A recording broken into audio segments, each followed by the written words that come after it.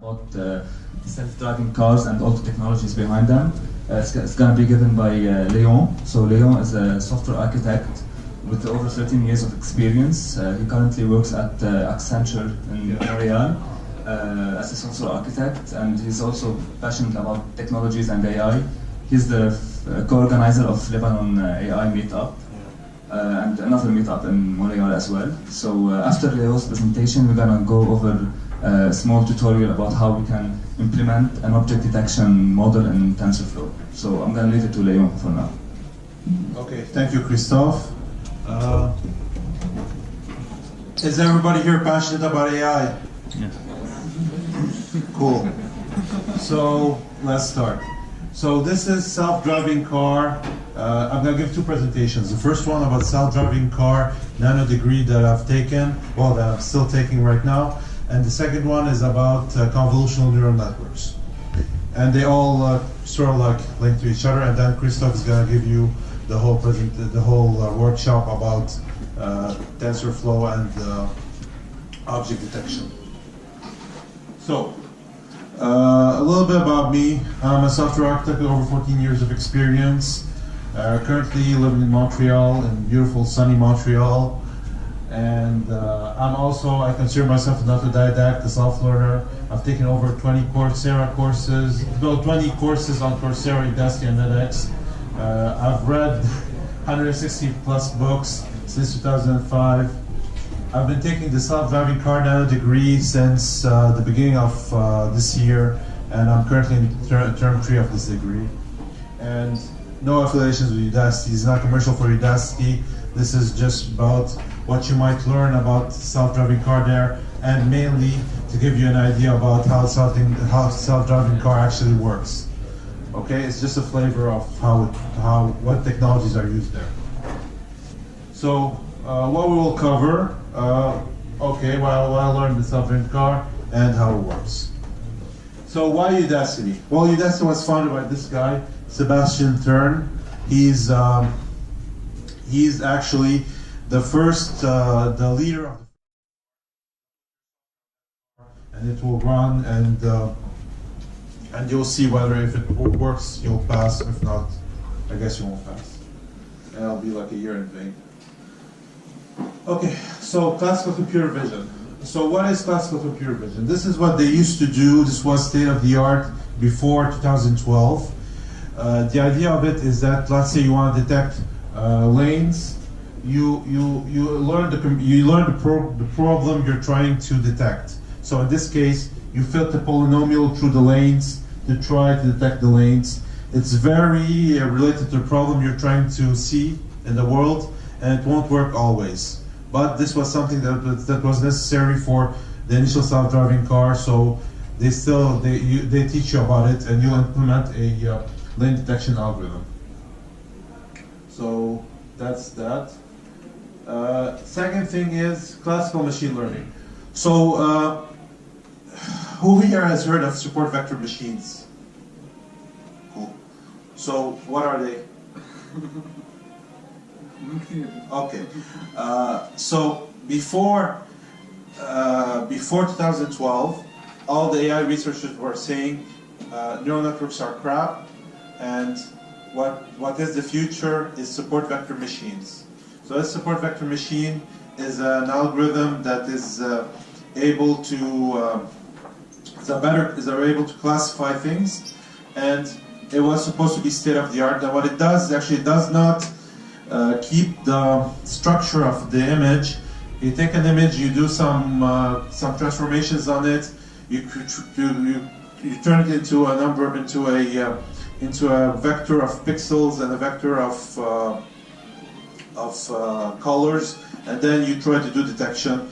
You can get up to 70 or 80% accuracy with that, but with the LiDAR and all that, these other systems, it's enough to be more or less precise about what you're seeing in the world. And this was what Stanley was using back then. So this is what you'll learn in this in term 1 as well. And then the nice deep learning. You'll learn a little bit about deep learning and convolutional neural network. You'll do 2 projects based on that, and it'll be a lot of fun. And this will be This will give you the vision of how things are going to go in the future. And I'll cover convolution neural network in our presentation, so I'll just go quickly here. Now, turn to Kalman filters and sensor fusion. So this is a LiDAR. If you've seen self-driving car video, you'd see something on top of it that just goes like this, going like in circles. This LiDAR just throws a laser in the world and then waits for it to reflect back to it. And because it's throwing a laser and reflecting back, the way Al-Khwarizmi thought that we can see, it's actually able to see better, see more precisely than what old neural network algorithms can do. And what it's able to do is basically it sees just depth, 3D depth. So if we had LiDAR here, it would see depth of people in the world. So sensor fusion is an algorithm that comes to combine LiDAR and radar to get precise measurements of things in the world. And what happens is actually you combine LiDAR, radar, and images, and you end up with more precise measurements of how things are in the world. And it's more difficult to make mistakes that way and to not detect things that exist in the world. So once you've detected what's out there, you need to detect where you are. So I've worked a bit in mapping and photogrammetry, and people outside the mapping world think that the GPS is very precise. Because wow, you take the GPS, so a lot of people think that, but it's completely wrong. A GPS has an accuracy within a few meters. For a self-driving car, you need to be within the few centimeter range. You need to know where you are. So this algorithm called particle filters is going to take measurements of the world, and while you're driving in the world, is going to localize you until it detects where you are. So here it starts with a bunch of particles in the world, and then if we were to run an animation, you would see at the end it will converge and say, for example, you're exactly in this place in the map. And it does it very quickly, so this is what you'll learn as well in this program. Now, control, because these aren't sophisticated cars that they're using, you need to apply control theory just to learn how to go from when you're turning, you want to follow a path, it will just control the basic engines in the car to go and follow a certain path. You learn something called PID controllers and model predictive control. Okay, so path planning is something I'm taking right now. What I learned about it is that there is it's a slower algorithm that's going to be applied, taking in measurements and planning how you're going to go in the world to get to your destination. Concentrations, as I said, there's two things: deep learning and functional safety. Deep learning is more about vision here, and functional safety, I didn't go into it yet.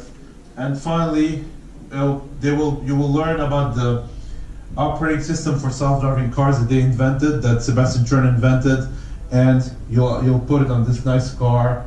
It's a very expensive car, and it will drive and see what's going on, like if it's going to work or not. So the pitfalls of the program. There's a lot of you need to have your free time. So I think a lot of you are students, right? Who's your student?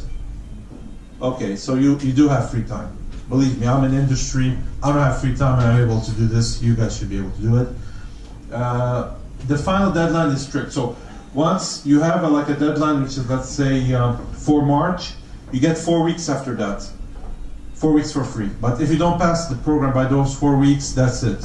You're out. The program is expensive, so it's $2,400 US in total for the whole program. It's not cheap. I mean, it's cheaper than some courses at AUB maybe, but in general, it's not. When you compare it to Coursera or edX, it's not cheap. But the thing about Udacity, I have to say, is that what you find on Udacity, you don't find anywhere else, including universities.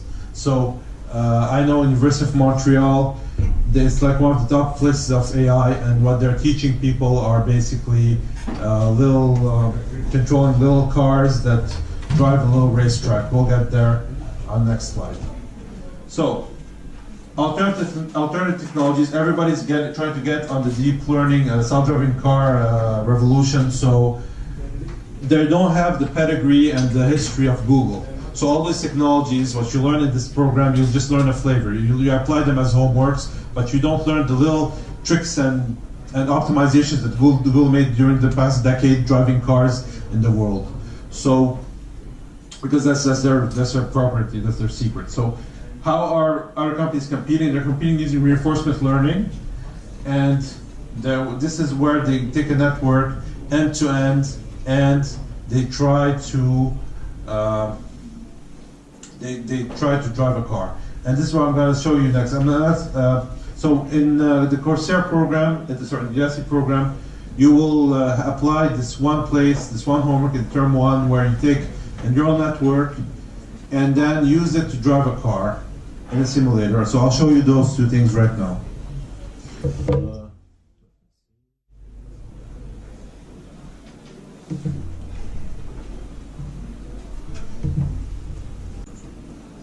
Okay, so this is an NVIDIA experiment whereby they went and they were able to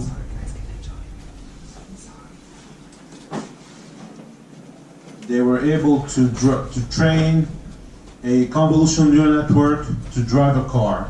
So you have the images on one end as a training parameter, as the X values, and you have the labels being turn left, turn right, turn left, turn right, and then they're able to drive a real car in the world.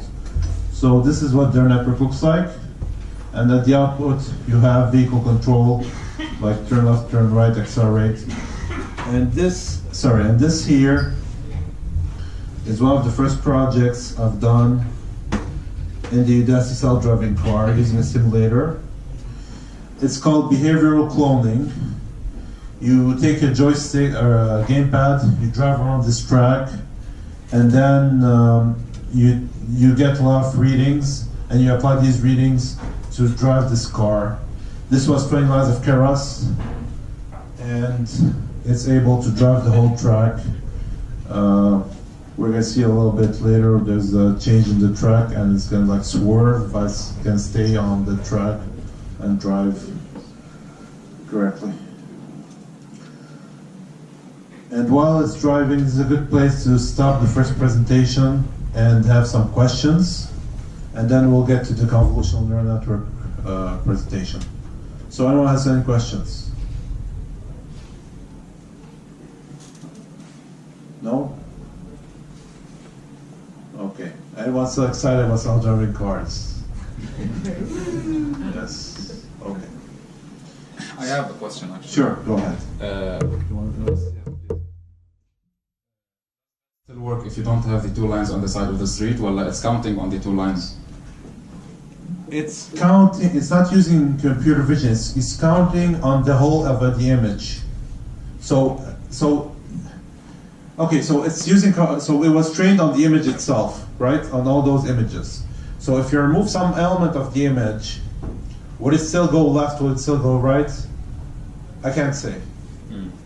But I think if you do some, I mean, maybe some small modifications would be okay, but maybe maybe if you change it more, I mean, if you give it a different track, let's say, so it's trained on this track, if you give it a different track, it won't work. Okay, so it doesn't only see the two lines. No, it doesn't see, it's just seeing the whole image. Okay. It was trained on the whole image, basically. Okay, did it finish the lab? So this was the swerve, and the lab is over. Well, no, not over. I guess I record. No, the lab should be over. I recorded a little bit extra. Okay.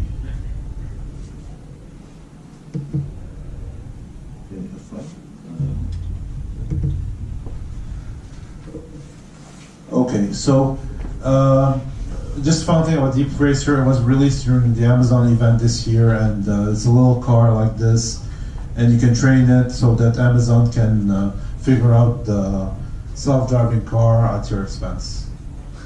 But yeah, and again, so this doesn't have LiDAR and radar. It's only relying on vision. So like the Tesla car, don't try to ride in this little car because it's gonna endanger your life.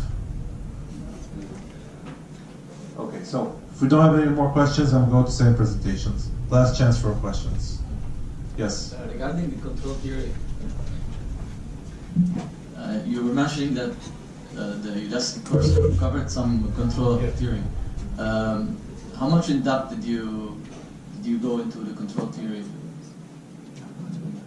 Not so much in depth. It's only about you apply a basic optimizer to go through a path to optimize how you basically, if you leave the car to its own guise, when you turn and you say turn left, it won't follow the exact path you're planning it to follow. So you apply a little optimizer to do that. But you don't have to cover everything you take in a control theory course. Yeah.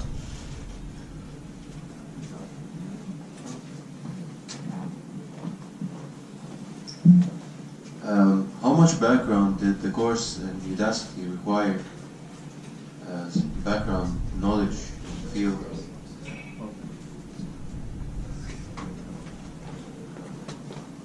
So there's a couple of backgrounds here. There's the first, this has a sort of a competitive admissions, and the way to get past this competitive admissions is you have to pass another Udacity course that's more, another Udacity specialization that's more basic. So I had to pass the deep learning specialization and get guaranteed admission to this one.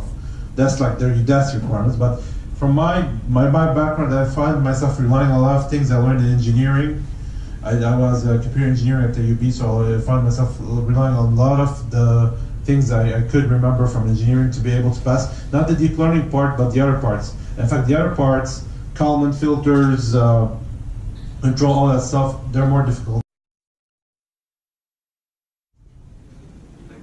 Okay, so I think you're engineer, right? You're all doing engineering, so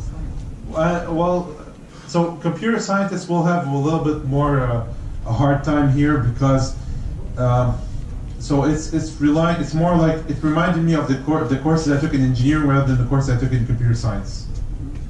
So, but in theory, Udacity wants to teach you everything. In practice, their study material isn't that good. So you have to kind of like do extra readings and stuff, but that's the flip side. But on the other hand, sorry, one thing I didn't mention is that these projects, they're corrected by real people. And if you fail a project, they'll tell you where you did wrong and stuff, so that they want you to succeed because they want to take your money. Do you require math? Too much math? Yes. Yes, this is Complete math. This I can let me just show you a Kalman filter equations just to understand what you're doing.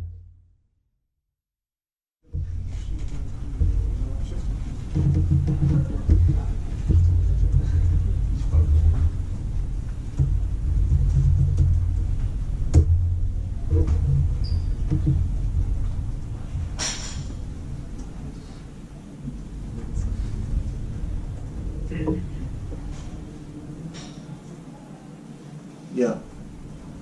These are the characteristic equations of the Kalman filter. You have the predict, you have the update. So as you see, they're not friendly. They're not for the faint of heart.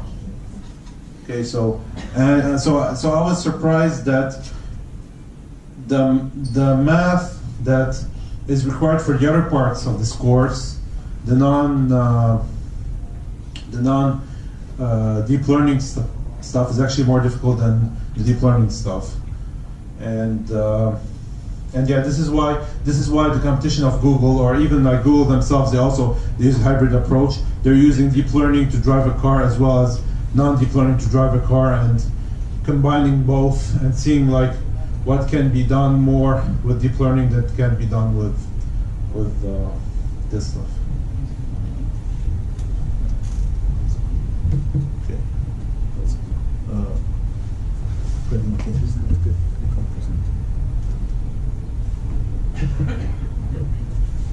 Okay, any more questions? Okay. Don't get discouraged, guys. I think the questions will come with the Math is fun. So, convolutional neural networks. So our workshop is going to be about applying sort of a convolutional neural network, and you need to know what that is. And I'm explaining here what that is. So, what's the problem with image recognition? Very simple. This is what you see. This is what the computer sees. Just numbers. And these numbers, they're not very informative. So I'm reading a book about how the brain works, and apparently there's a real difference between distinguishing under some lighting conditions a piece of coal and some snow. But we're able to do it, the computer can't do it. So until deep learning, that is. So, other problems with image recognition. Viewpoint variation.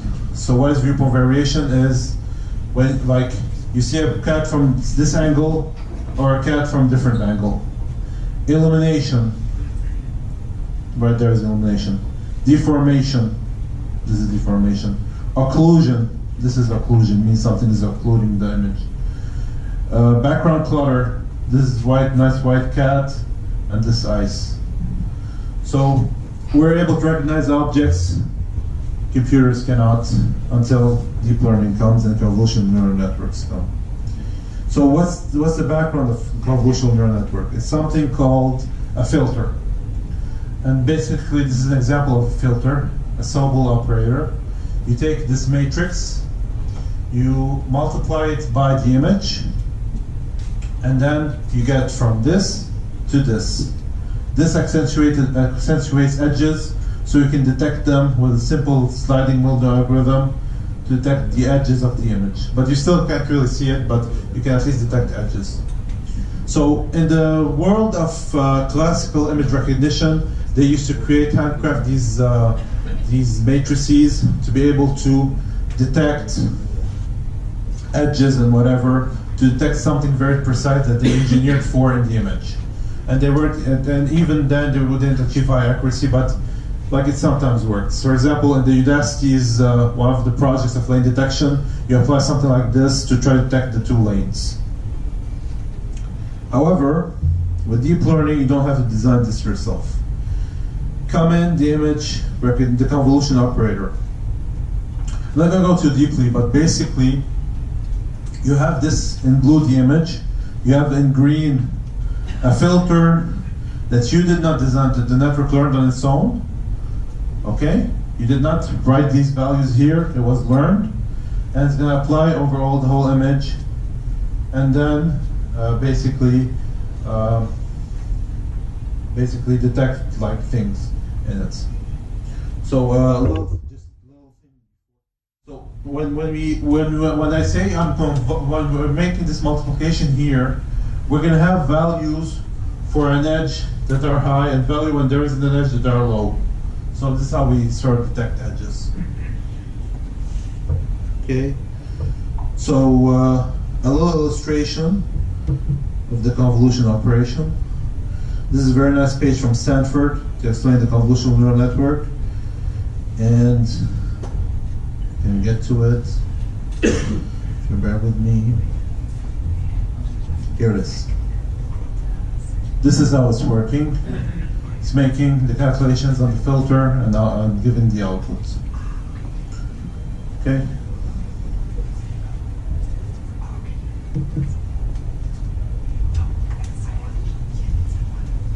Let's figure this out.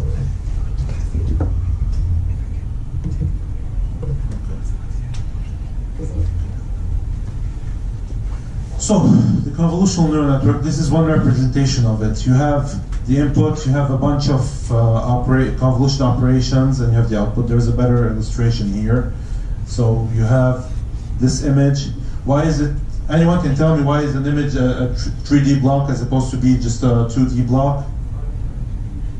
Any ideas? Channels. What are channels? Color channels. What? The color channel. Exactly. So there are 3 colors, so this is why it gets the depth. So okay, so convolution operations, you have the convolution, you have a, sorry, I forgot, it's, what's Pooling. max pooling, and then you have the ReLU, and then same thing repeats, and then finally you have a fully connected layer, and then you have the output. So, what does the CNN see? This is what is being detected for a car, and the idea is that, yeah, so here is the convolution, ReLU, pool, convolution, ReLU, pool. This is applying. This is not what's being detected. This is actually applying what's being detected and seeing what's there. But if we see further, yeah. Well, okay, I'll explain it here. So initially, what you have are the first layers. You detect edges. This is not represented here, but in the first layers you detect edges. At the end, you detect full features. So how are these filters working? The initial filters are like the Sobel filter. They'll just detect a bunch of edges. As you go forward, you'll start detecting more. The edges can combine into more advanced things until at the end you detect the whole image, car, truck, etc. So this is as well the previous one. And CNN features. This is showing, I guess, the features. This is like the full image, and this is like the initial edges. Okay, so a little bit about neural networks here. How do you train a neural network? You need a cost function. This is a simple cost function. We're not going to be using this, but like it tells you how much error you're making between the measurement and the actual value. And then what happens is that you use a gradient-based algorithm, gradient descent, and the idea is that this is the function that you're training over. The idea is to get to this minimum. So you use the derivative and you just go down until you get to the minimum. And I think that's it. So it's a little flavor, but we didn't get into the mathematics or whatever. But it's simple math. It's just going to be derivatives and etc. You just need to learn the basics of neural networks. So, do you have any questions? Yes. Can you explain the 3 layers of the convolution again? So you have first the thing, then the ReLU, and then the. Okay. So you have a convolution, which goes over and applies a filter. The ReLU is the activation function. It's like you need in a neural network you need nonlinearities. So you need a function that takes linear input and then transforms it into something that's nonlinear. This is where ReLU comes in. I didn't represent it here, but it's basically a very simple function. It just goes.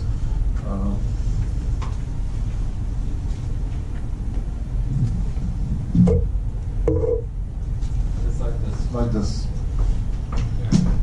And the pooling is basically combining several of the pixels in the same place. So I showed you the problems, right, with like occlusion, all of this stuff. So you have, if there's a deformation, if something is moving from a place to a place, pooling sort of minimizes that. So if you have an image that's right here, and then you have another image where the object moved a little bit, pooling is going to minimize this effect. And then, in the end, you have a fully connected layer. The fully connected layer takes these convolutions and transforms them into basically an output for a classifier. Another thing I can say about this stuff is that there is something called transfer learning. And in transfer learning, so training a neural network on a large data set takes a lot of time.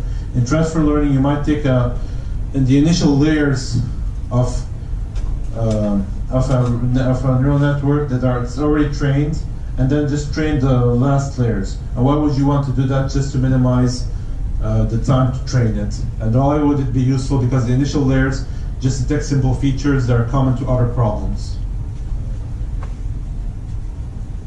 Other questions? No? Final chance before Christoph takes it? Yes. I have a small question. Why is an image represented as a 3D object and in 3D vector? Yeah, sure. Let's go to the slide. Okay, so an image. Actually, we have a slide. This slide for that. This. An image is actually red, green, blue.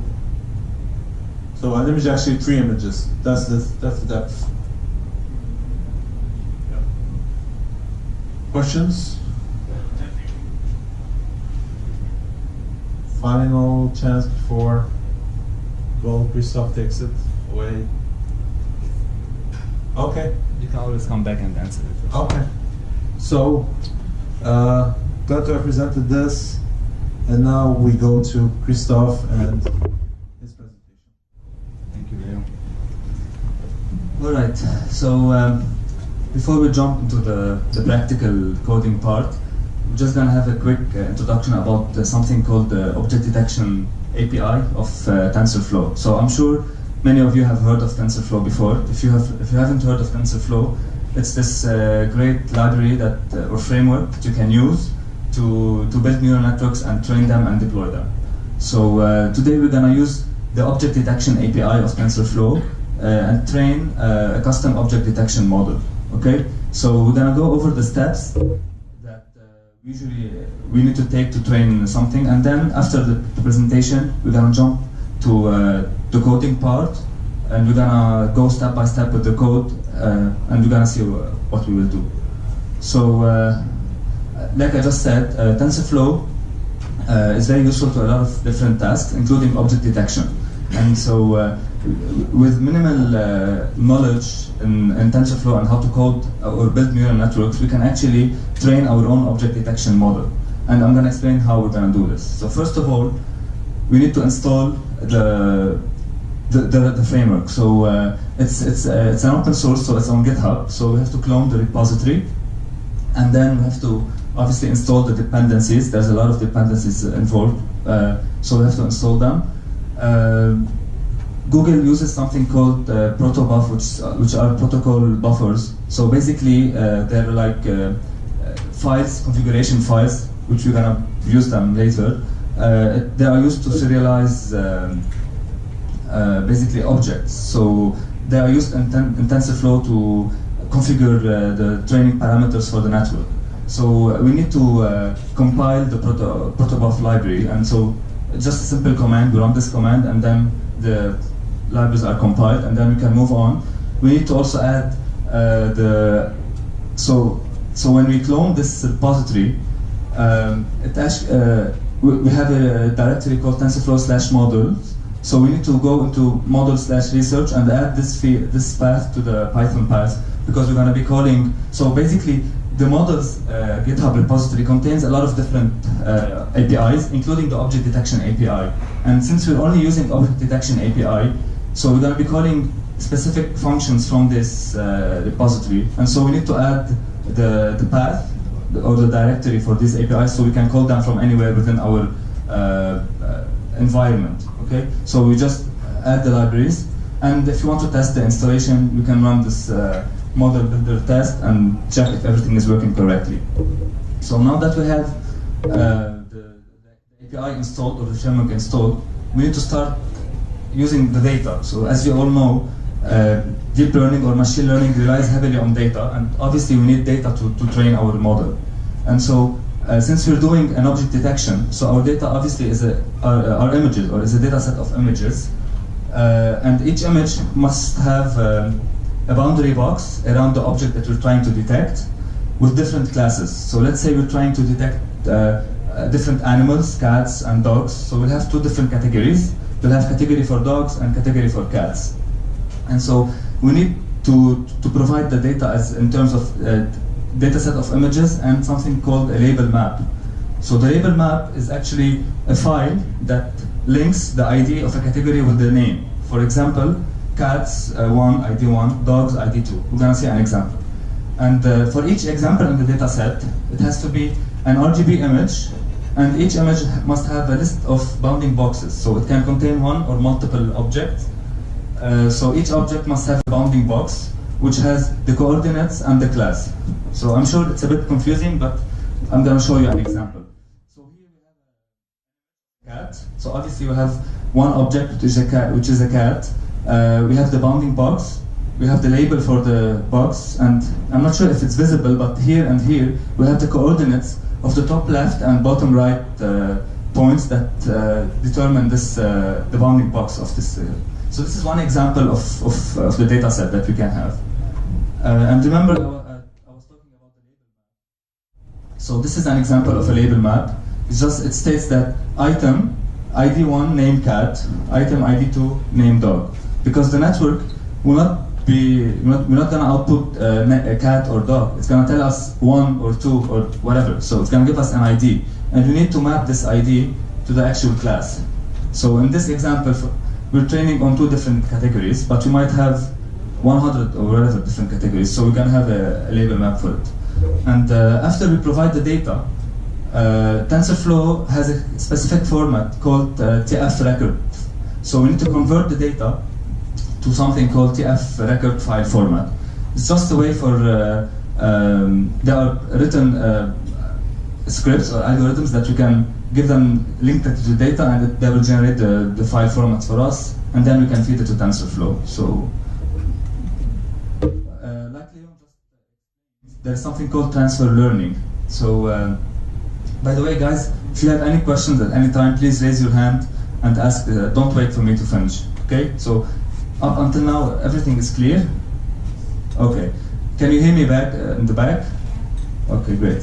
So, like Leon explained, there's something called transfer learning, which is instead of training a network from scratch, it's going to take us a lot of time and a lot of data. Sometimes we have little data, or we don't have processing power, or for many different reasons. We can get a pre-trained network and freeze all the layers and leave the last few layers and train only these last layers. And so instead of having to train the network from scratch, we can use all the layers that are pre-trained to extract information from the image, and then use the last layers to tell the network to link these features to our classes that we need. So in our case, cats or dogs. So TensorFlow has something called Model Zoo, or TensorFlow Detection Model Zoo, which is a list of pre-trained models. Each one has a different architecture with a different speed and different output and etc. So we can choose the model that we need, we can download it, and we can train on top of it if you want. Yeah. So what's a model? Model is a set of layers? Model is a network, is a neural network. So it's basically a combination of each network has a different architecture. So number of layers, different types of the layers. You can have like different activation functions, different etc. So, for example, this is like a screenshot I took, but it has a lot of more different models. So this is transfer learning. The next step is so TensorFlow expects something called a training pipeline, which is a configuration file that basically has these 5 different sections. The model section states all the properties of our model. So we can see an example later on. The train config and the eval config. So you know, guys, that when you're training, we take the data and we split it into a training data set and a validation or test data set. Okay? And so, do you all agree why we do this? Is everything clear on this? Why we split the data? Okay. So here we put all the configuration for the training training data set, and in the eval config we put the configuration for the evaluation data set. For example, the link to the, remember that we said we convert the data to something called TF record file format. And so here we can link the training config to read from the training the TF record file.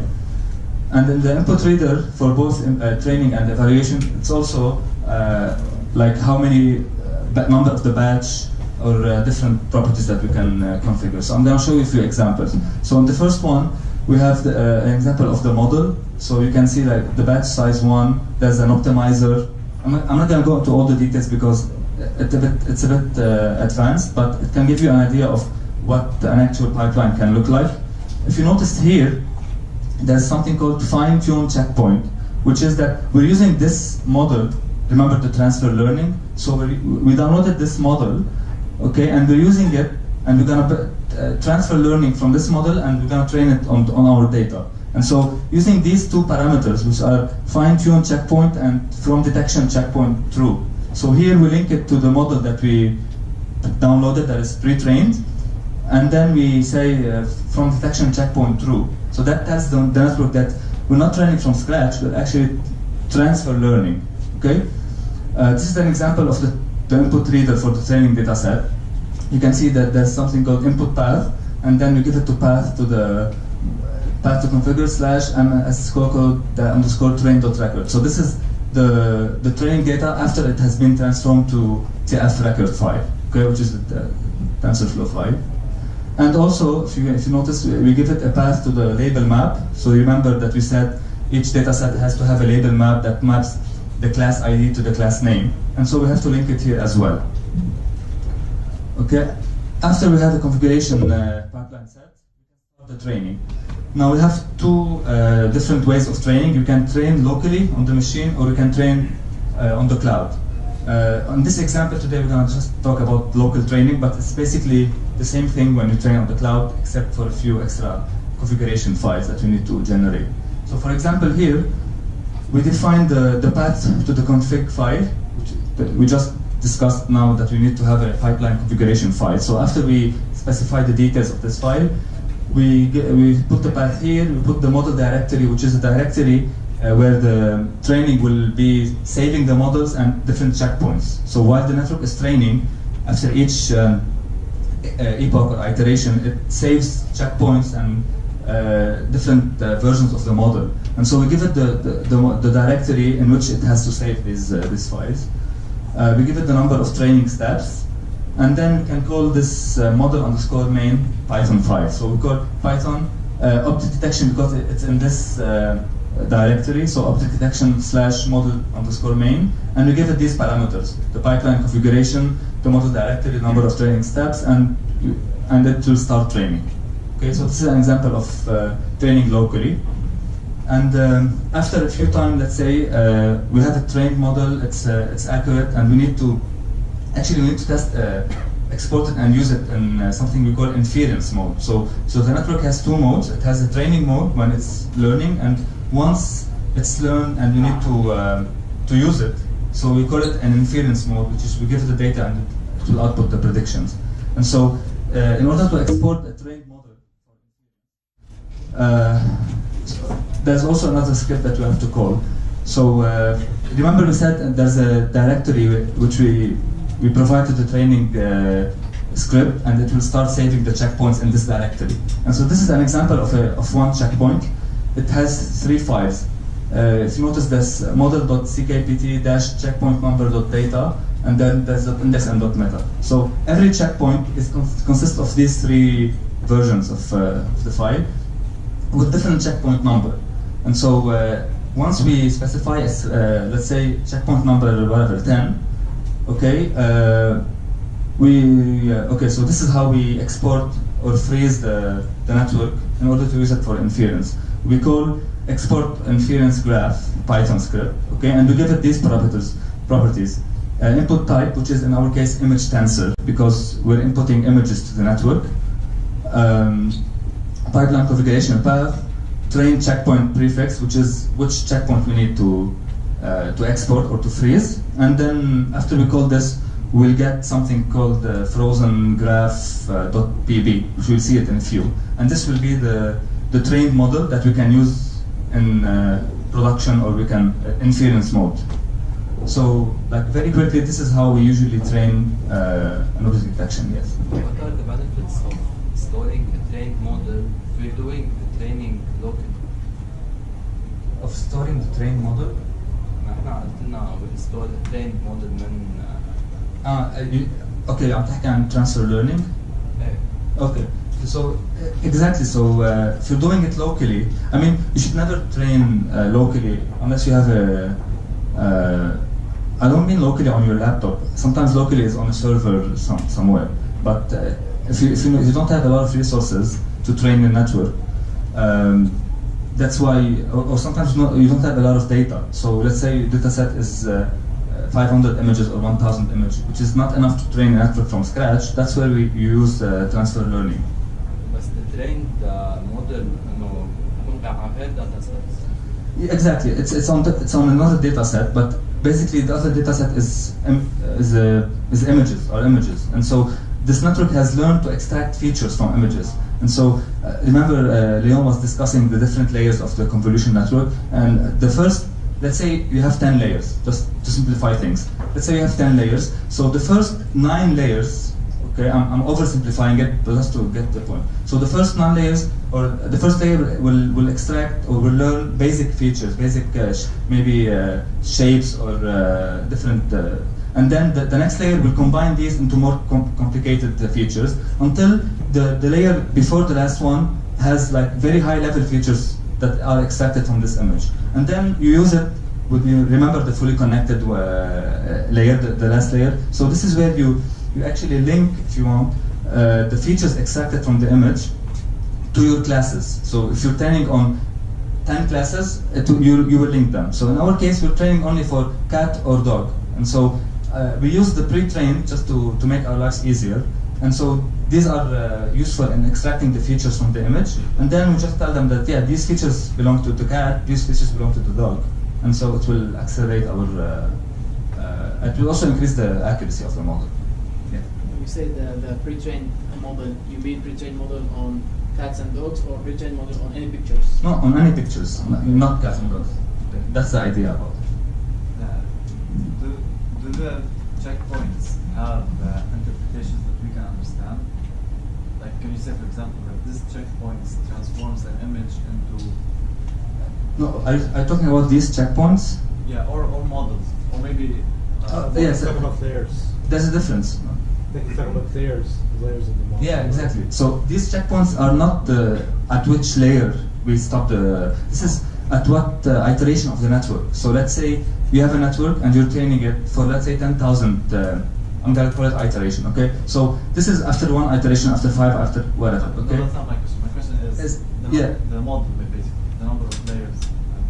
Can you say that this model transforms any image into something that we can understand? Not that you can understand, but something that it can understand. And yeah, so this is the thing about neural networks, that we don't really understand how they work, but they do work. Can volunteer professor? Yes. Okay, so if we go back a few slides, well, okay, here for example, or here, there is a way for you in any given layer to see what that layer learned visually. Okay? So when you see what that layer learned, you can understand. So this is like actually there's a reverse of this that will show you. Sorry, let me just.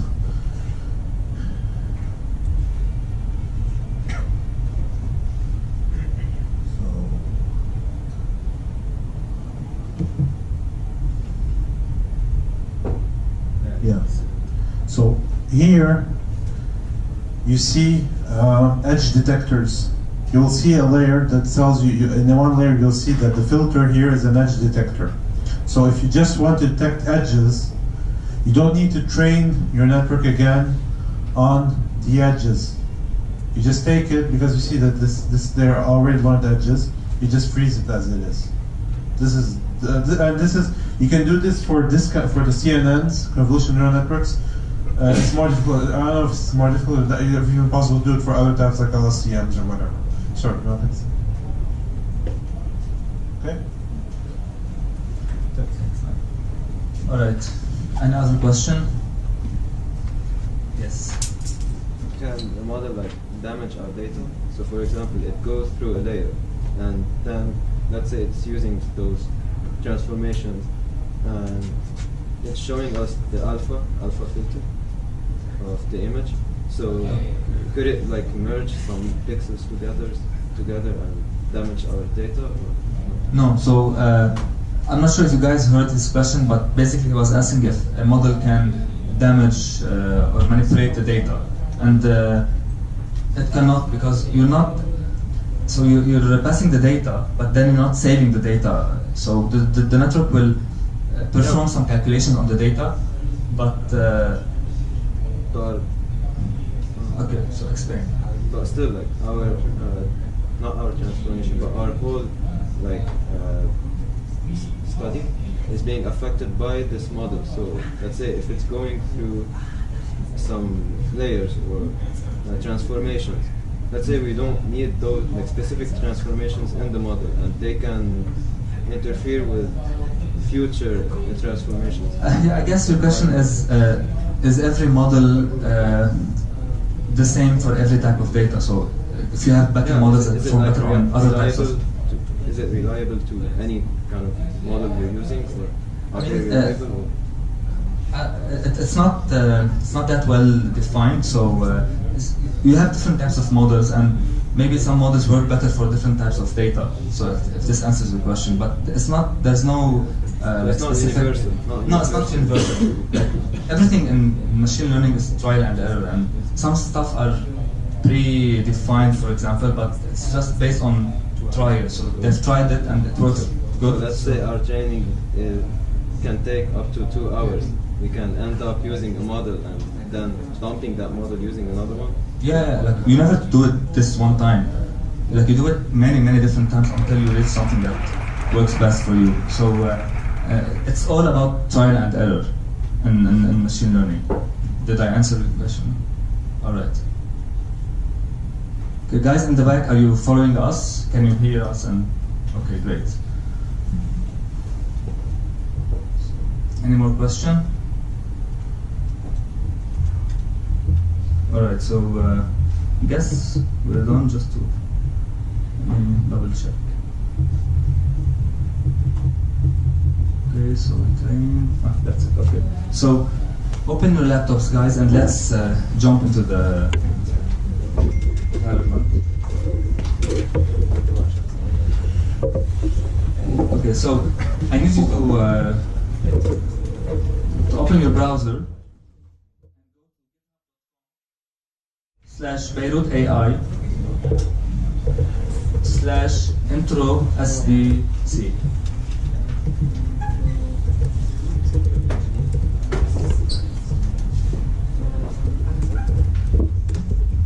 Okay, so after this is just an empty repository with a README file that has a link that has 2 links. One of them we're going to use to train an object detection model, and the other one we're going to use it pre-trained and just do the inference part. So after you go to this repository, click on the first collab link.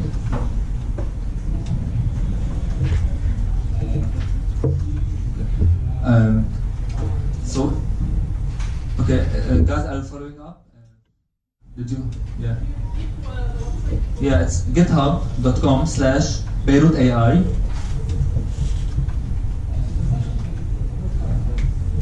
/intro SDC. If you want, just go to Beirut.ai, and I think it's going to be the first one. Okay? It's the first one. Click on it. That's README file. Click on the first collab and let's open it together. So in your case, because it's better if you want to do some changes, so click File, Add to Drive. If you want to change the code, say play open and playground and run the code along with me.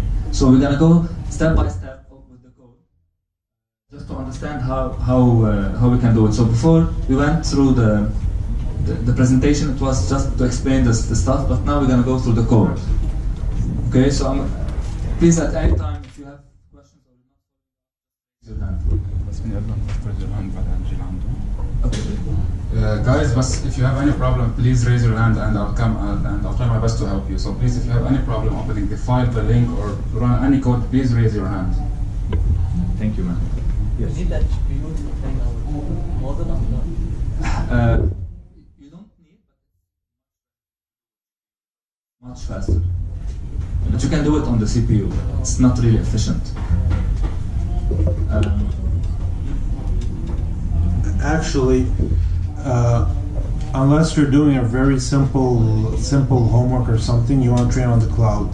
So you either use Colab for free, or get yourself an Amazon account, or get yourself a Google Cloud account. You get $300 for free with Google Cloud. You get for 1 year for free with Amazon. So get yourself one of these and learn how to use them. If you want to be a deep learning practitioner, you need to be very, very comfortable with clouds. And now they all have notebook-based services. So in Amazon, there's I forgot his name, but it's like also a notebook-based service. In Google, they have this, and they have Colab, and they have the paid one, which is also more powerful. So get yourself that and learn how to use it. Okay, so guys, did you all open this file? Let's start. So, like we said earlier, first of all, we need to clone this the TensorFlow model GitHub repository, so we can have the code. And at first, we created a directory called training that we're going to use to put everything inside, all the models and all the training part inside. So, it will create the training directory. It will clone this GitHub repository, and then it will set the environment. It will add the directories to the TensorFlow environment path. So, okay, so we can click and just wait a little bit. It's now downloading this repository. I'm going to show you. Meanwhile,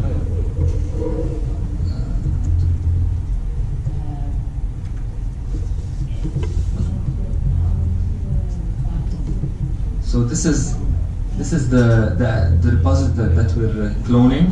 Okay, and if you notice, there's a directly called research, and inside of it there's a lot of different APIs. Okay, but we're not going to use all of them. We're just going to use the object detection. So it's somewhere here. Okay, so we're going to use object detection. Don't do this. I'm just going to show you what we're doing, just to have an idea. But this is the actual API that we need. Okay. Let's go back to this. Okay, so now that we have our repository cloned, we need to get the data. So dependencies here, because we're using Colab and everything is pre-installed here, even TensorFlow. But if you're doing it locally on your machine, again, inside of this GitHub repository for TensorFlow, you have all the set up for installation. You have everything here, so you can just click on the installation and it will guide you step by step. So for example, these are the dependencies that you need to install, and then you need to install TensorFlow, either the normal or the GPU version.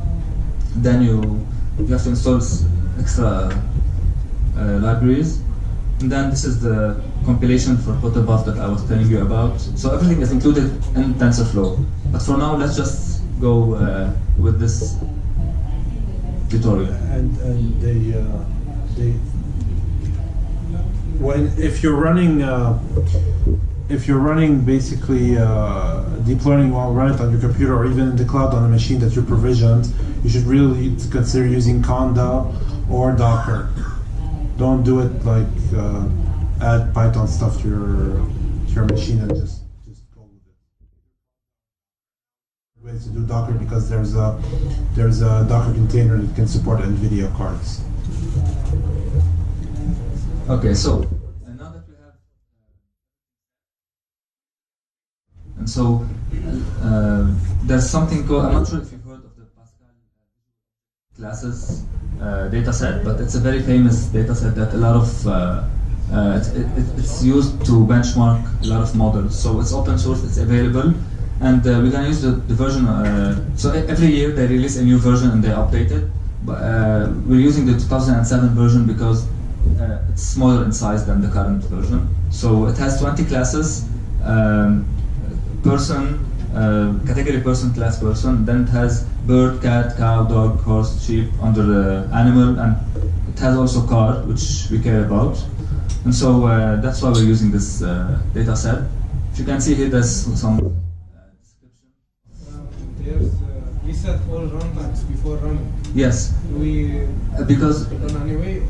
yes, run anyway. But did you copy did you create a copy of the file before running it? Or? That best play. Okay, it's fine. Yes, do this. This is because you're running the file that I already was running, so you have to reset everything and then start from scratch. That's all. So yeah, if it asks you to reset the runtime, just click yes or run anyway. Okay, so if you run this part of the code, what we're doing is we're getting this the data set, and then we're extracting the tar file, and now we're gonna have. If you can see here, it will list all the different of the files, and so the file format of this data set are images, and then the annotations are in a separate folder called annotations with an XML file for every image. So every image has an XML file that includes the bounding boxes for every image and the coordinates with the label class. Okay, so this is a lot, so we're gonna scroll. Wait. Okay. Are you guys following? Okay, great. So now that we have the data, we need to convert the data to record. Okay. Can you repeat the previous one? Yeah. So I was saying that we need to download the data set to use. Okay, and we just click run this cell, and it will download the tar file and extract it. What are they inside? Okay. So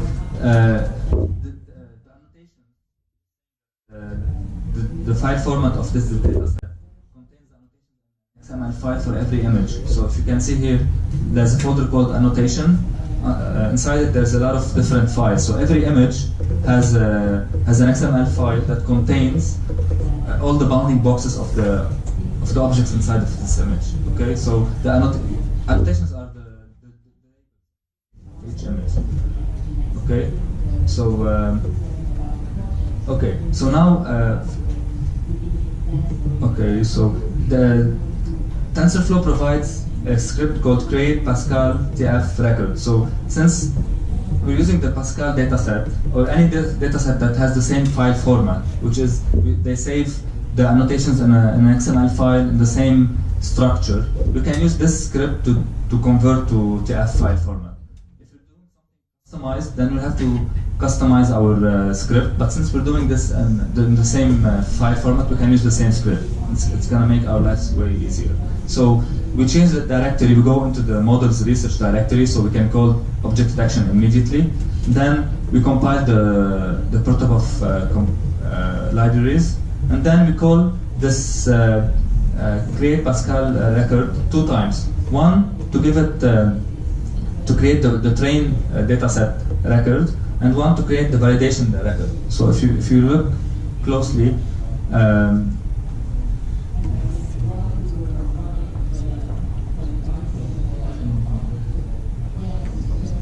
guys, في حدا برا مسكر على حدا بس ما بعرف اي سيارة. إذا حدا منكم صاف مسكر على حدا أو شيء.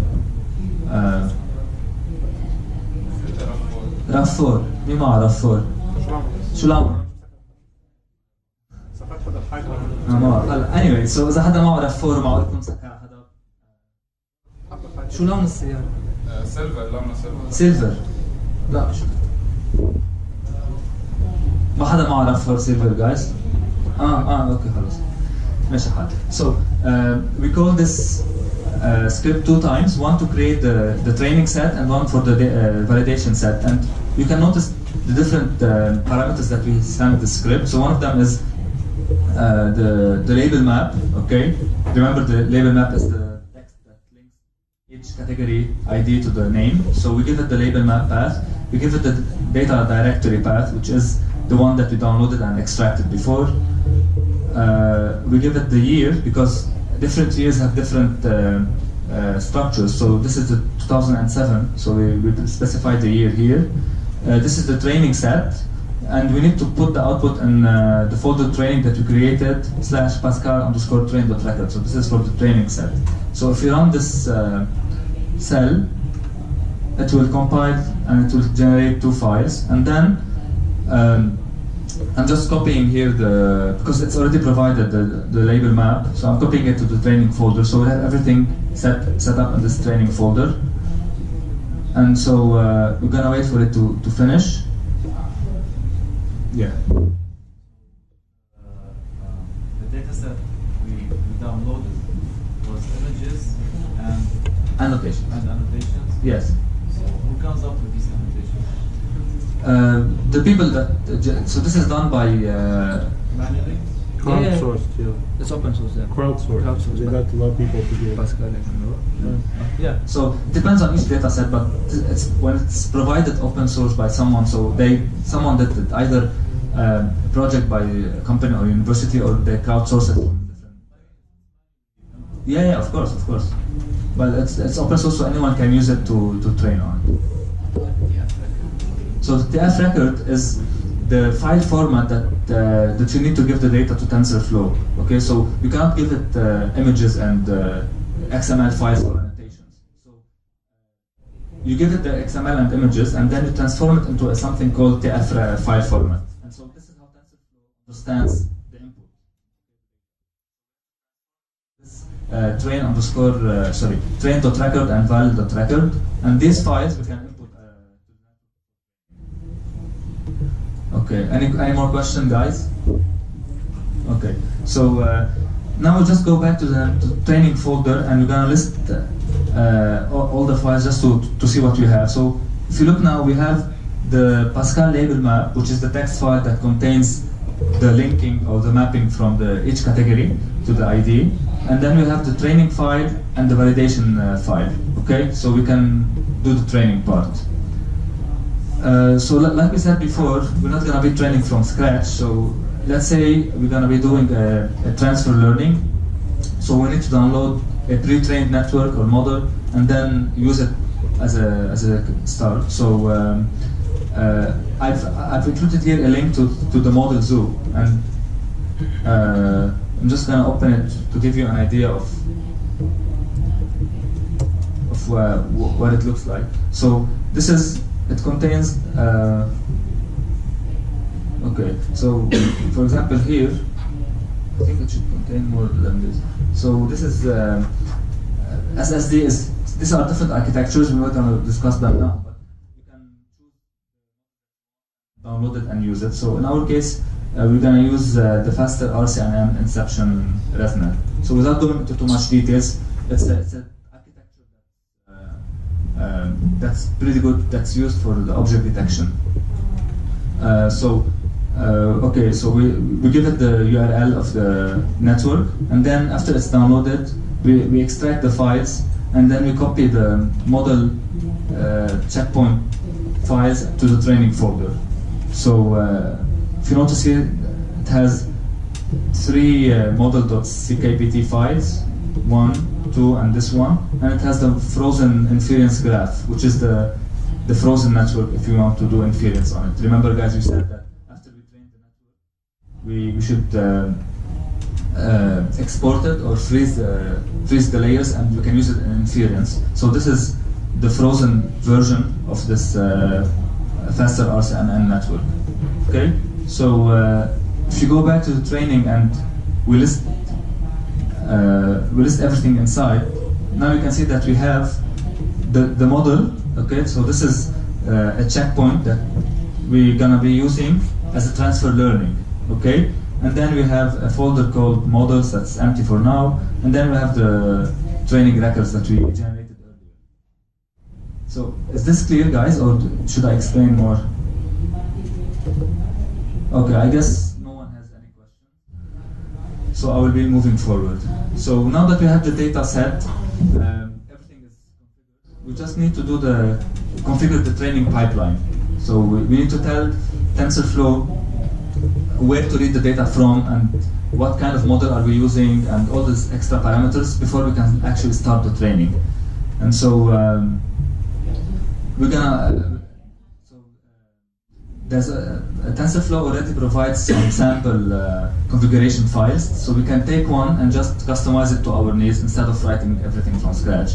And so inside of the samples directory configs, there's something called faster RCNN So this is the configuration for our architecture. Because if you remember here, we're using the faster RCNN inception architecture. So we will be using the configuration file that comes with this one. And then inside of it, there's something called path to be configured, which is we need to link different files or point to different files, and so they just created this this variable inside of it. So if you replace this with /content/training, which is the directory that we created, and you put everything inside, it will be. We can actually use the pipeline configuration. So if you run this, I will show you now. So we will run it. We will replace path to be configured with the actual path, and then we're gonna output the pipeline configuration file. And you can notice here that the model, it's faster RCNN, number of classes is 20. So this is the pipeline configuration that we will give to TensorFlow for the training. So this is where we define. All of this are related to the model, so if something you don't understand, it's fine for now. Okay, and then if you go down to the train config, so this is where we state everything related to the training configuration, which is the fine-tune checkpoints. Okay, so this is where we link it to the model that we need to use for transfer learning, and you can notice that it says /content/training/model.ckpt, and so this is our model that we downloaded and we copied to the training folder that we created. Okay, and so by having these two lines, we're telling the network that we're doing a transfer learning. We're using this model as a start, and we're customizing it. Like we said in the transfer learning. And then there's the train input reader, which is we give it the input path for the train record, the training record, with the label map, and the same thing for the evaluation, which also says /content/training/Pascals_val.record. Do you have a question? Including 20 classes, but we need only 2. Yeah. The 2 was an example. So now we're doing 20 classes because if you look at the data, the data set here, okay, the Pascal 2007 has 20 classes, which are person, bird, cat, all of these. Okay. Need to onboard them. For this example, it's easier to download something instead of looking for another data set. And because everything in TensorFlow includes the configurations for this data set, so we use this just to make things easier. So in your case, if you're training for 2 classes, it will be 2. So you will edit this configuration file and you put number of classes 2 or whatever. So any question, guys, about the configuration file? Yes.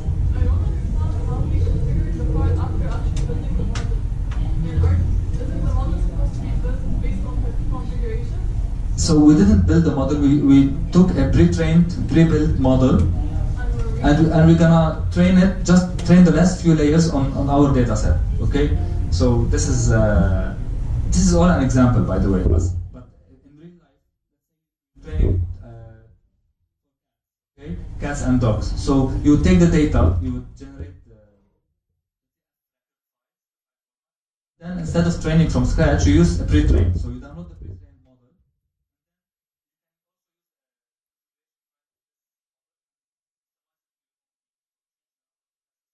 To 2, and then point to the, for example, here we're pointing to the training record and the validation record. Where is it? Here. So, for example, here you would point it to where you have saved this training record in a folder called training. That's why it says /content/training, and so you can customize it to your own needs. Yeah, it's a new model that basically it's a copy of the old model with a few tweaks in the end. Just increasing the accuracy according to our needs? You're not increasing the accuracy, but you're customizing, if you want, this network to your own needs. So we don't need to, let's say you're training, again, let's take the example of cats and dogs. So you're training on only these 2 categories. So you don't need the 20 classes that this originally is trained on. Okay, so you'll take the network and you train it to your own classes or your own data. Okay? And you can be using classes that do not exist in the. So for example, you don't know this network what it was trained on. The pre-trained network, maybe it was trained on images of, I don't know, cows or whatever. So it doesn't matter. As long as it's trained on a variety of images, it was able to extract the features that Leon was showing us, the different patterns, the different shades. So these are features, and they exist in basically any image, regardless of the objects that exist in this image. Okay, so any more questions about the configuration? Yeah. At what point did we add to the model that we were using? That we imported? We didn't add anything. Now we didn't start the training process, guys. We went over all the steps. So I'm gonna repeat here from the presentation that we did. So we said first we do the installation. This is something that we did. And then we prepared the data. We took a data set that was already ready. Then we did the transfer learning. So we downloaded a pre-trained model. Now we're configuring the pipeline.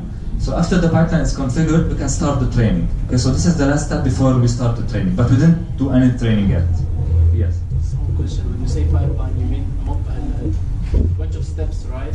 No, they call it pipeline. Oh. Call it configuration file. Just to make it easy. Configuration file. Yeah. For the network, for the yes, model. Exactly for the model. So I'm gonna repeat again. Like it has 5 different sections. The configuration. One of them, actually, it's written here. So you have the model configuration. This defines what type of model will be trained, the architecture, the feature extractor, etc. Then you have the train config, which decides what parameters should be used to train the model. And then you have the eval config, which determines what set of metrics will be reported for evaluation. So it has 5 different sections. If each one of them includes parameters or settings. So it will be able to know where to read the training file and where to save it and different parameters. Okay, guys. So are we all at this stage now? Now that we have everything ready, we can actually start the training job. Okay, so we go to the content models research directory, so we can be the same directory with the object detection. And if you're training on Collab here, we have 2 different options. So usually we use this option, okay, which actually starts training the model. We call object detection /model_main, and we give it a link to the configuration path, the model directory in which it has to save the checkpoints and the output, number of steps, and we can launch the training. But since we're doing it in Collab and we don't want to block the output here, so we're gonna do everything but in the background. So we take this command with everything inside, and we just put it in get_ipython.system_row. So this command will run our command in the background, so we can keep running commands here in the shell without being blocked. So this is, but maybe train steps. How are they working? The trains. Oh, you mean here? Yeah, it's how many times you should. The network should see all of the data, or you should pass the data to the network. So how many iterations? Yeah, cycles. Is it more than enough? It's not really more than enough. It depends on your data and how much data you have, and it depends on many different things. This is an example. You can change it if you want, but again, it depends on if you're doing. No? Okay. Okay. So if you run this command now,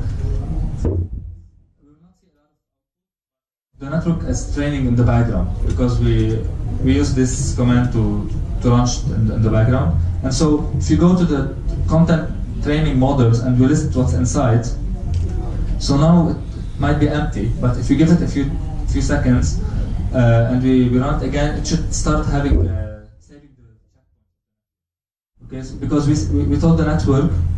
You see, so now it started, it's writing the events here in this file. Something not for us to see, but if we give it some time, it's writing the output here. So what we're doing is, we told the network to start training. Okay, any questions so far? Okay, so I'm gonna.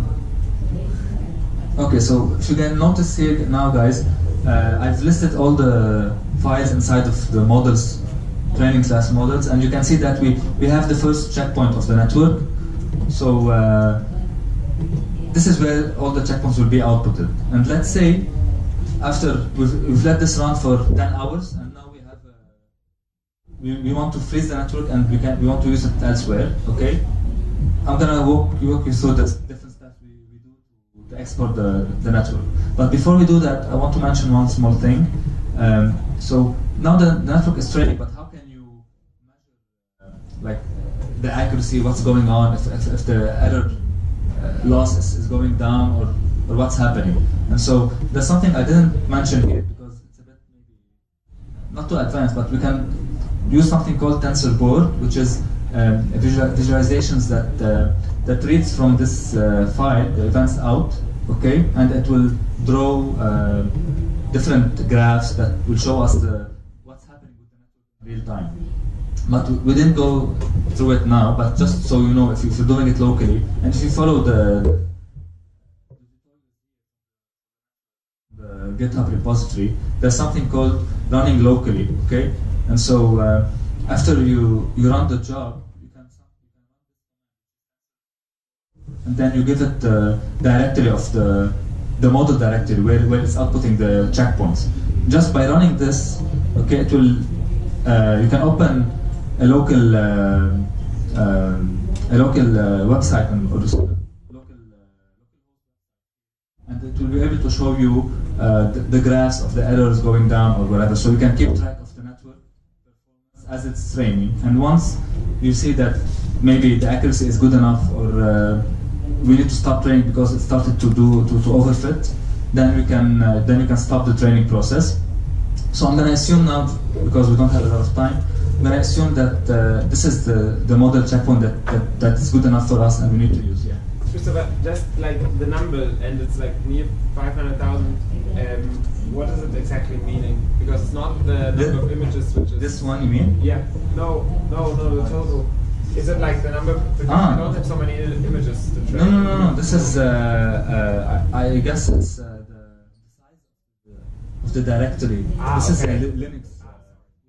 Just like the number here, it's the number of bytes. You just have to look at this. So now you can see that we have checkpoint 0. Maybe if you run it again, we have more checkpoints. Okay, it's still at 0. Anyway, it needs a lot of time. So let's say that this is the checkpoint that we need to freeze and to use for inference. So now, how we do this?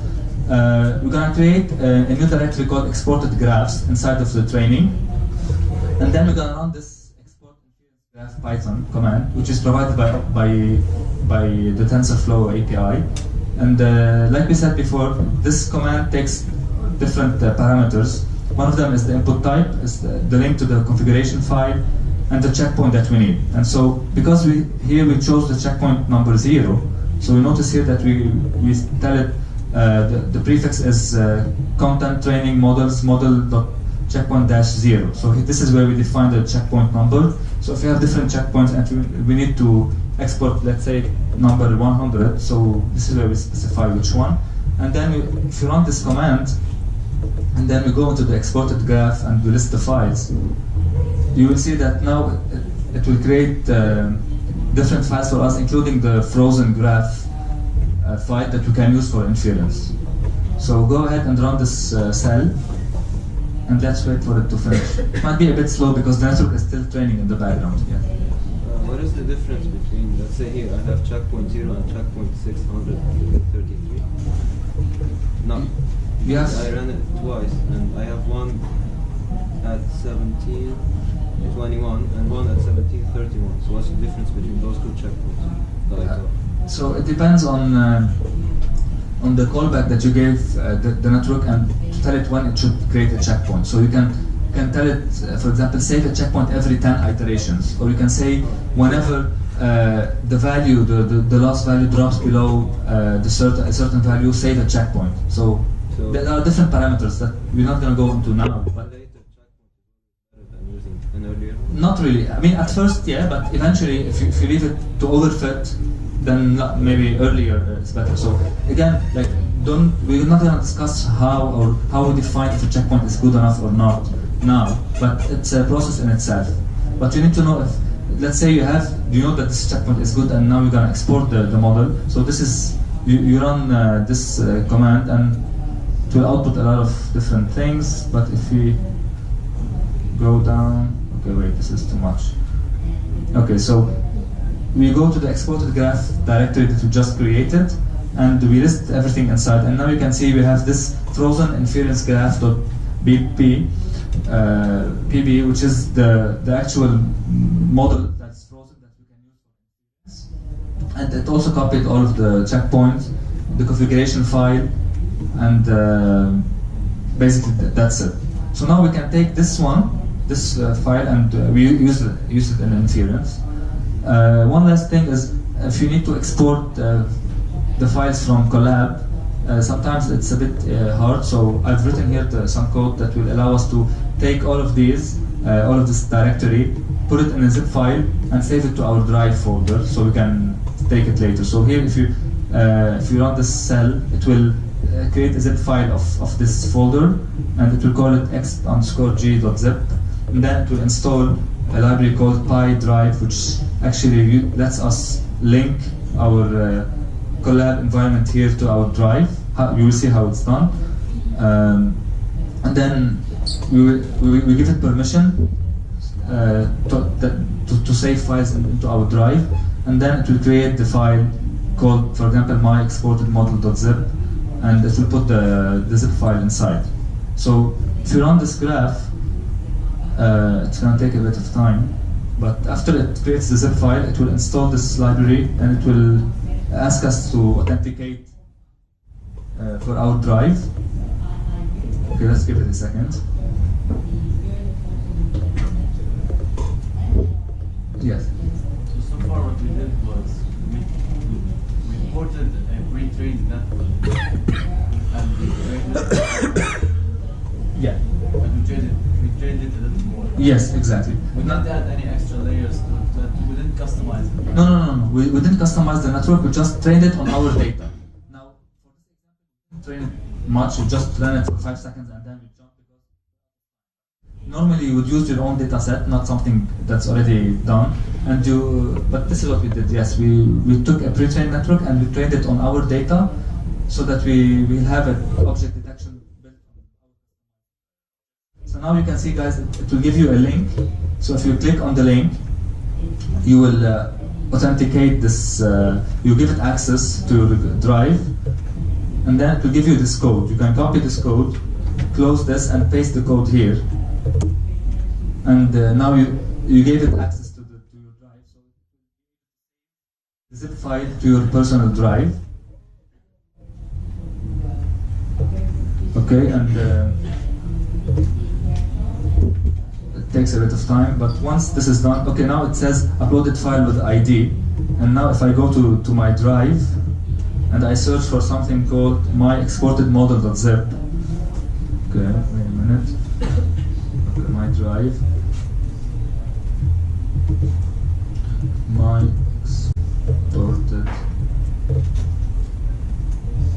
Okay, it's just here. So if you click on it, you can see that it's called exported graphs, and it has everything inside.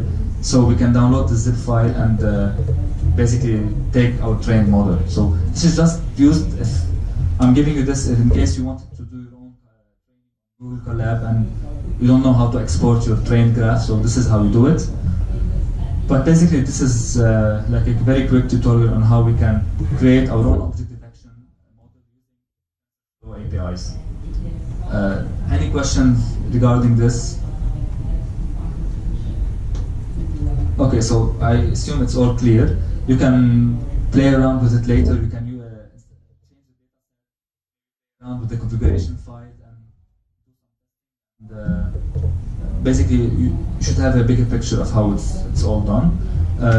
We're gonna go back to this GitHub repository of City.AI, and we're gonna go to the second collab file, which is an example of, let's say now we've trained a model, we've exported it using this the method that we just explained, and now we need to use it in inference mode. So how can we do this? So I'm gonna wait until everyone opens this new collab and we will continue.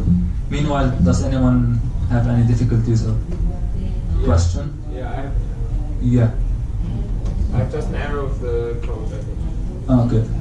Shelby, did you have a question or just? Okay. Guys in the back, are you following up with us? Is it clear? Okay, so, okay, great, guys. That's thanks.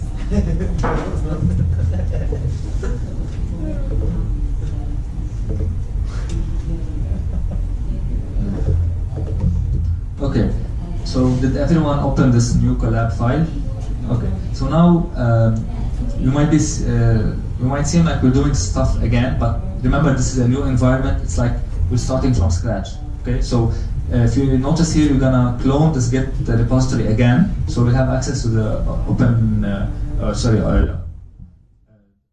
object detection APIs. So what we're doing here is we're importing some stuff, libraries. So we're gonna explain later why we're using them, and then we will clone the GitHub repository, TensorFlow models, and then we will set the environment path, and then we will import some things. So if you run this, and again, this is taken from the actual TensorFlow model. So if you go to this to the GitHub repository and you look under this, they have a lot of tutorials here. So one of them is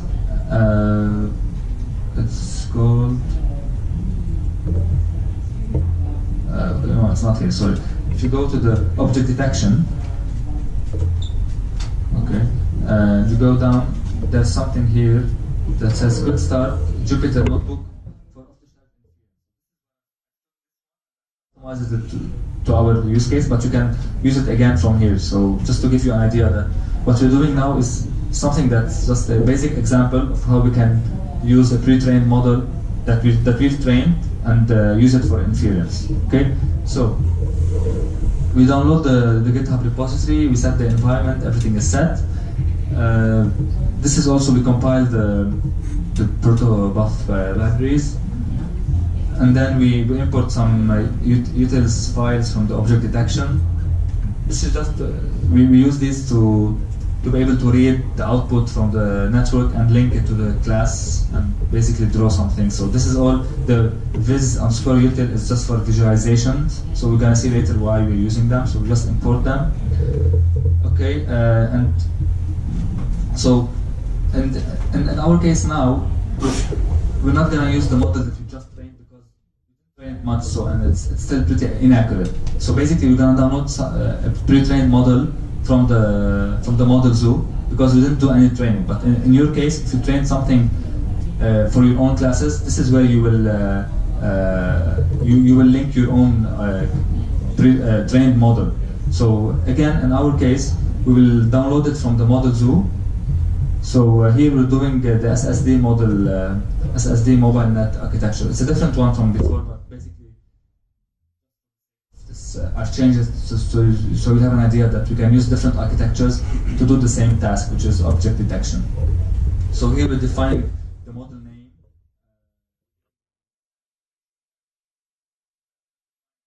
This is, by the way, if you notice, it has 90 classes. So that's a different example from the one before.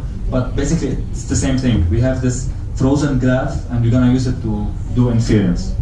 Okay, so after we define the variables, we will download the model. So this piece of code actually opens the URL and saves the model, and then it extracts the model. But instead of extracting everything inside the zip file, it extracts only the frozen inference graph. So it loops into all the members of the tar file. And if the file name is actually frozen inference graph, then export the file and put it in the directory.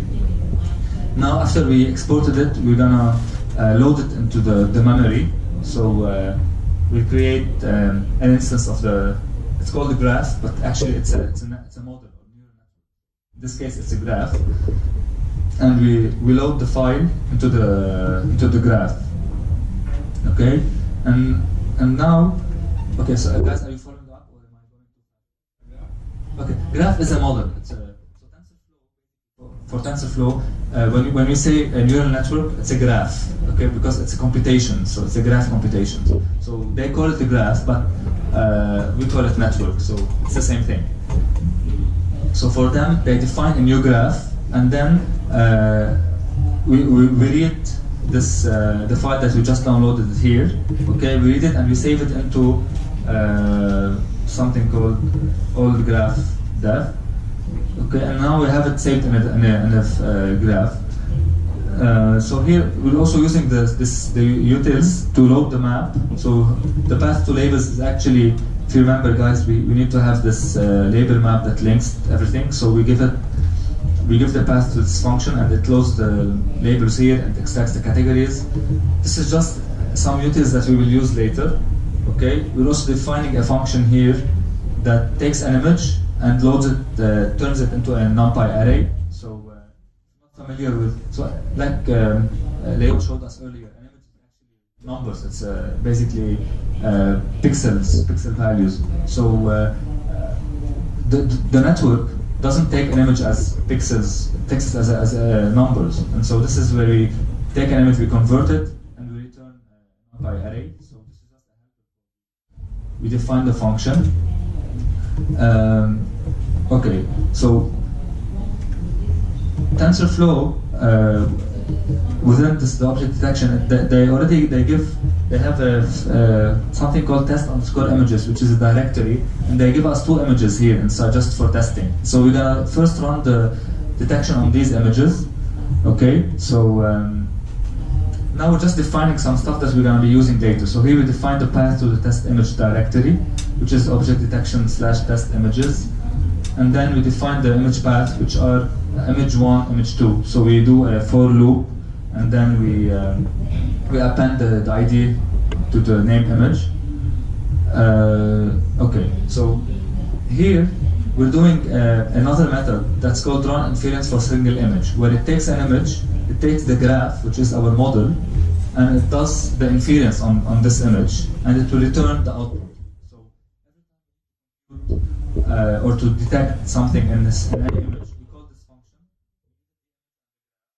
and it will give us the output. So I'm not going to go over it exactly because some things are a bit advanced and we didn't discuss them, but I'm happy to do it later if you want. So let's just run this code to define the function, and now the actual now everything will make sense. So we loop through this test image path because we have multiple images. Every time we will load the image, okay, we will open it, we will load it into this array, and now we have it in an array of numbers. Okay, we're gonna change the shape of the image because basically the graph expects it in a different shape. And then we're gonna call this run inference for single image. We give it the image and we give it the graph, and it will give us the output. And then we call something that's called visualize boxes and labels, which is a function that's written by TensorFlow, where it will draw the output. So the network actually gives us the draw it so we can visualize it. So this function does this, and then we're going to show that in a grid. So if you run this code, you will see it will output 2 different images, because it has 2 images. And it will detect the object in these images. So it takes a bit of time, and now you can see that the first image is an image of 2 dogs, and it drew the rectangles here around the dogs with the class here. It's not visible, but it's actually a dog. Okay, so this is the first image. The next image is this one, and it has different objects. If you notice, the color of the bounding box here is different than the color here, which means it's a different class. Okay, so everything is clear here. Should I repeat it again? This is coming from the XML, from the annotations, right? It's not from the training. No, this is a trained model. It's an image, and it was able to. I didn't tell it that there's a dog here. I just gave it an image of a dog, and it was able to predict or detect that there's an object that's class dog that has these boundaries. Okay, so this is inference. That's what I'm saying. It was never trained on this image, neither this image. Okay, and just to give you another example, I've added a bit of code here where we can add just put any URL here, okay, and it will be able to download the image and test it. So now, like, I just added an image of 4 cars, took it from Google today, and it does the same thing. I copied the code, but I just did it in a way that we can customize it and it will detect the objects inside. So if you notice here, it was able to detect the cars, but if you open Google and you take any image and you put the URL, just replace this one with your own URL and run this code again, and you can do detection on basically any image. Okay. So this is basically, guys, how we do inference. I know it's a bit high level, but like if you went to too much details, it might take a lot more time. So is everything clear so far? If anyone has any question? Were you able to run it on your collab? Is everyone, everything is working perfectly?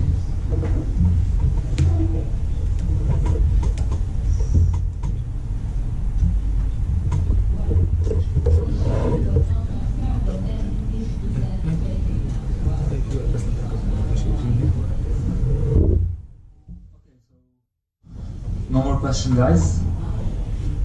Okay. So basically, this is everything for this workshop. Now Leon has something that needs to show us, but before we move on, I just want to make sure that this is all clear and no more questions regarding what you just did here. Okay, great. Thank you, guys. Now I'm gonna pass it to.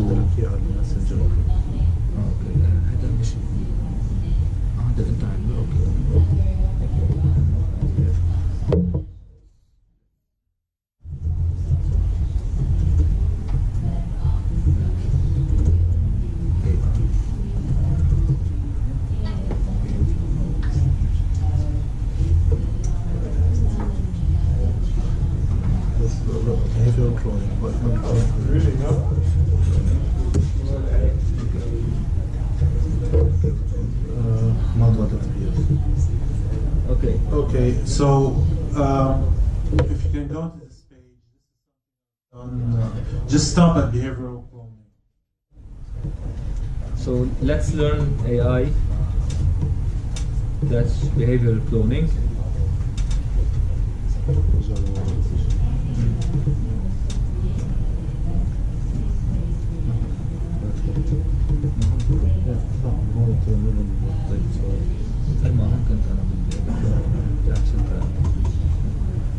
Okay, so. Okay, guys. So when you're there, are you there? Okay. So this is what the car that I showed you that was being driven. It's just like a few lines of Keras code in the model.py. So a little bit of background.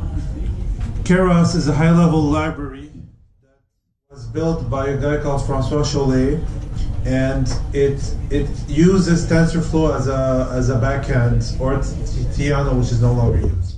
And what's happened is Francois Chollet was hired by Google, and Keras was incorporated into TensorFlow. So right now here in this code, I use Keras, the library Keras, which you can find on keras.org or com, but you can also do tf.tensorflow.keras, and you'll find it within TensorFlow itself.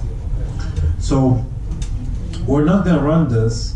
This is for you to run it like in your at home. I wanted to cover how few lines you need to create a neural network in Keras to do what to drive the car in the simulator that I showed you. Okay, so you do this. You do model sequential. So it's like 62 to 75. So that's 13 lines. 13 lines only to create a neural network. So then you add the input layer.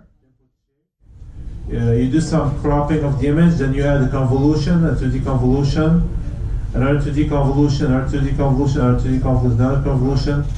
Here you flatten them to create so that you can combined into a dense layer. You do dropout, which is something called regularization.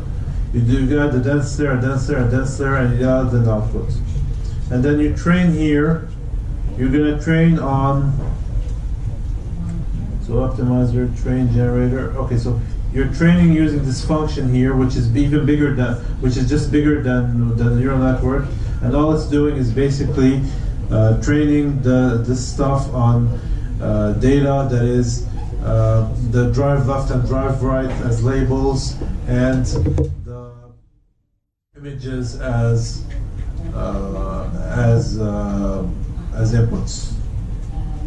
Okay, so I think a lot of people here don't have a lot of people are rookies. So I'd like to give you some hints how you can go about learning more.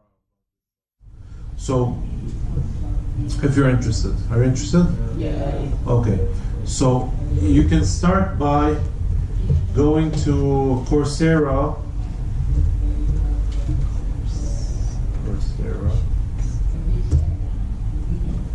Okay.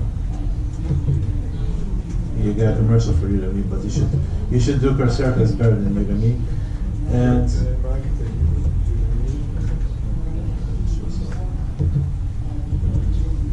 deep learning.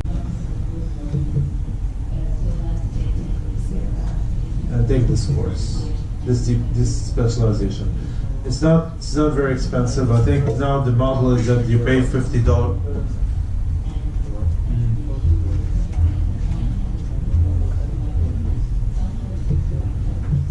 So this will teach you all the basics of deep learning.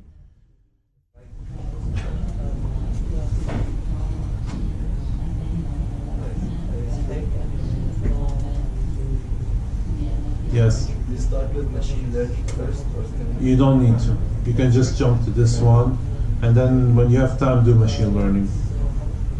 You can say this one. Assume what?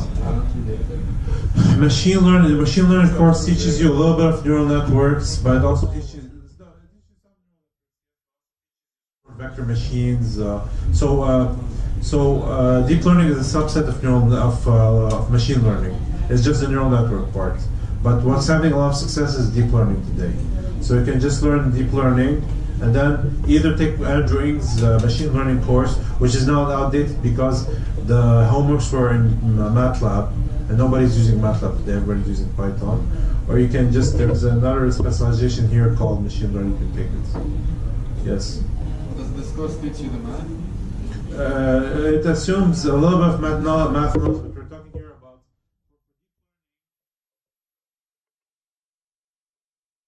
for deep learning, at least as a practitioner, two things. You need to know what linear algebra is, and they'll teach you how to make a derivative on the matrices. Okay, and you need to know just, I guess that's it. You need to know a little bit of probability theory. If you get more advanced, you'll need to know more probability theory. But for a beginner, that's pretty much all you need. Okay. Is there a Udemy course that you do? I don't like it. Well, Udemy, I like it for others. It's cheaper, yeah, but I mean, this is cheaper than any, like all of your universities is cheaper than any, I think you take a university. Yeah. Yeah. I think I've read something that we're going to be discussing what can be learned in the Udacity non-degree program. Yeah, that's what was like I covered, and the Udacity self-driving car. So that's what, yeah, so that's what I covered in the first presentation. Sorry? So I'm in term, as I told you, I'm in term 3 right now. I did term 1 and term 2. I'm in term 3. I have until end of March, like to put my code on the car. I have 3 projects to do. I'm right now on vacation. I'm doing one of them, and I have 2 others to do after that. And yeah. So okay. There's 2 things. So the self-driving car degree is going to be more difficult on the math side. It's not related to deep learning. But I think if you're looking for like a future of AI, start with deep learning, then take the other stuff like self-driving cars, natural language processing, whatever you like. But start with deep learning and start with this, which teaches you supervised machine learning. So there are three things in deep learning. There's supervised. What is supervised? So I guess you guys are like a lot of you are beginners. Yes. But you know the target. Yeah. Supervised. Yes, you know the label, and you have images of a cat, and you say this is cat. Images of dog, this is dog, and then you train it on that. Unsupervised is But you don't know the label. you don't know the label, you have to figure them out. That's the And then there's reinforcement learning. Okay, reinforcement learning, that's now the hardest thing. It's basically you train it on something like a game or something that can have a cost function.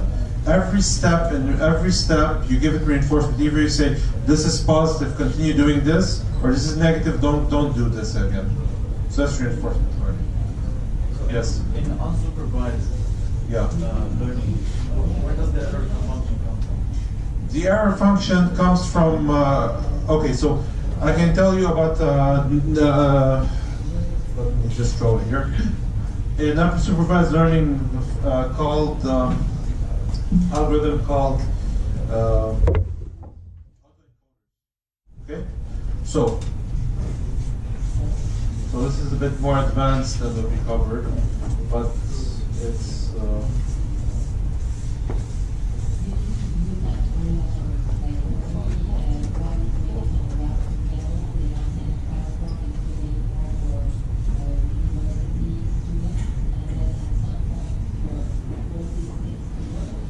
so assume all of them are connected to all of them, okay? In here, the error function tries to minimize the error between this input and this output, okay? But because this is a bottleneck, okay, there's going to be an error, and this is where, like, for example, here use the MSE error, mean square error. This is the 1 over y minus y. The first equation. Yeah, the first equation. Okay, so the error comes. So you define the error measure on what you're trying to figure out. In this case, you try to reproduce the input with the same input is also the output, and this here just filters out noise. And you can use this, for example, for fraud detection. How would you use this for fraud detection? You consider the noise to be fraud. And then when you get a fraud transaction here, you will basically flag it. It will get flagged because the error here is going to be very high. So you won't learn about this in Android's course. You'll learn. I learned it in Udacity's that degree called deep learning. Okay, so in Android, he's just teaching you supervised learning. And what had a lot of success is supervised learning, but now more and more companies want to do unsupervised learning, and they're mainly going to something called the autoencoder, which is this. Also, sometimes they use other algorithms like k-means, which is an old algorithm. It's a machine learning, it's not deep learning. Or they use something like Boltzmann machines, which don't even use the gradient method. So, how many here are familiar with the gradient method? I'm more familiar with the gradient. No, the gradient descent I'm talking about.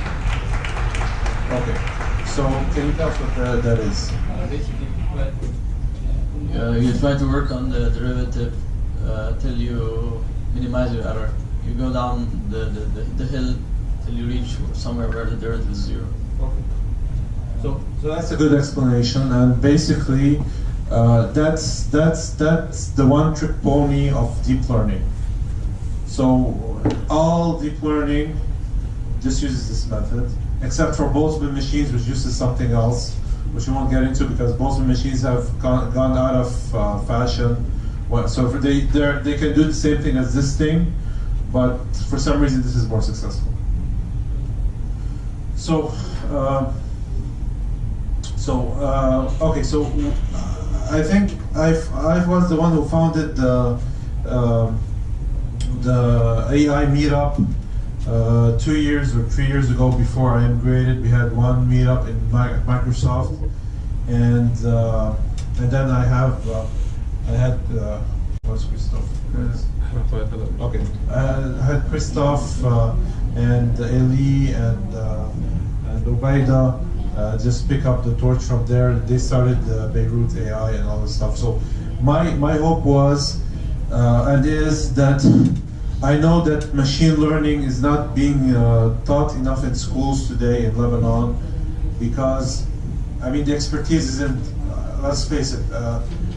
Like machine learning experts, deep learning experts, they can make millions of dollars in anywhere, like in Canada, the US, in Europe, mainly the US also. So I don't think we have enough academics to teach this practice. So I'm trying to promote these online courses just to get people to learn that. But I think one thing that would be preferable is if people can organize into study groups and have these local and perpetuate these meetups on in study group format, as well as these presentations, but more like things where people are, for example, let's say 10 or 20 people take a Coursera course or a Udacity course, and they meet together and they study together to be able to help each other learn better. So I'm just proposing this. If anyone is interested in hosting a meetup on the meetup website, get in touch with me or with Christoph or Eddie, and we can just hook you up. Okay.